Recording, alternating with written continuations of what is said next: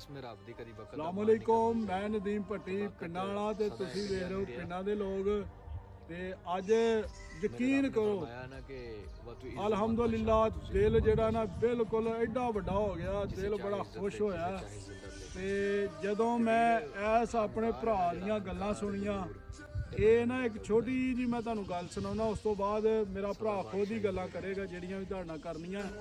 ਇਹ ਰੋਡ ਤੇ ਖੜਾ ਸੀ, ਅਸੀਂ ਆ ਰਹੇ ਹਾਂ ਤੇ ਇਹਨਾਂ ਮੇਰੇ ਕੋਲ ਨਾ ਲਿਫਟ ਮੰਗੀ।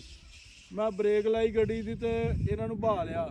ਜਦੋਂ ਭਾਇਆ ਤੇ ਇਹਨਾਂ ਮੇਰੀ ਸ਼ਕਲ ਵੱਲ ਵੇਖ ਕੇ ਨਾ ਤੇ ਮੈਨੂੰ ਦੱਸਿਆ ਕਿ ਮੈਂ ਤੇ ਤੁਹਾਡਾ ਬਹੁਤ ਵੱਡਾ ਫੈਨ ਆ, ਬਹੁਤ ਸਾਰੀਆਂ ਤੁਹਾਡੀਆਂ ਵੀਡੀਓਜ਼ ਦੇਖਦਾ।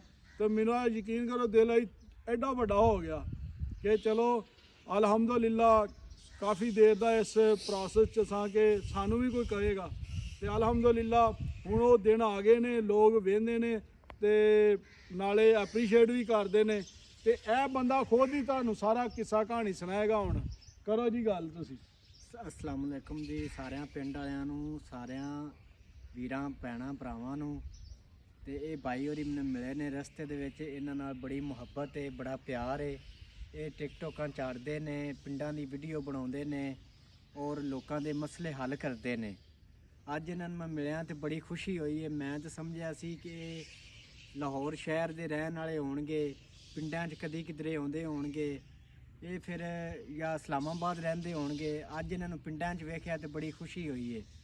ਮਜ਼ੀਦ ਇਹਨਾਂ ਦੀਆਂ ਕਾਫੀ ਅੱਛੀਆਂ ਟਿਕਟੋਕਾਂ ਨੇ, ਨਫਾ ਵਾਲੇ ਬਣਾਈਏ, ਨਿਜ਼ਾਮਪੁਰੇ ਬਣਾਈਆਂ ਨੇ, ਸਲਾਮ ਨਗਰ ਬਣਾਈਆਂ ਨੇ, ਕੋਟ ਨਜਾਬਤ 'ਚ ਬਣਾਈਆਂ ਨੇ ਤੇ ਬੜੇ ਅੱਛੇ ਅਲਫਾਜ਼ ਨਾਲ ਮਿਲਦੇ ਨੇ, ਬੜੀ ਅੱਛੀ ਇੱਜ਼ਤ ਔਰ ਇਹਤਰਾਮ ਕਰਦੇ ਨੇ।